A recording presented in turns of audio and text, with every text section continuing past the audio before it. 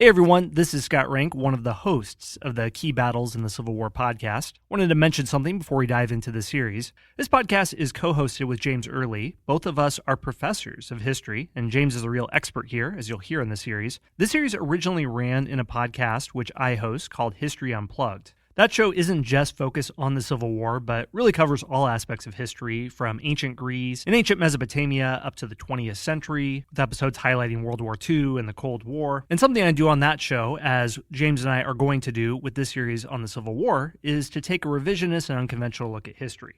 So on History Unplugged, I have episodes on such topics as how the U.S. military attempted to ferry equipment in the American Southwest using camels in the 19th century, an episode on how a horse became a sergeant in the Korean War, an episode on every American president's go-to drink, from Washington's whiskey to Barack Obama's homebrew, and a separate series called Presidential Fight Club that was also co-hosted with James Early that imagines what would happen if all 44 U.S. presidents fought each other one-on-one. I'm not talking about fight in the argumentative sense, but fight in the fistfight sense.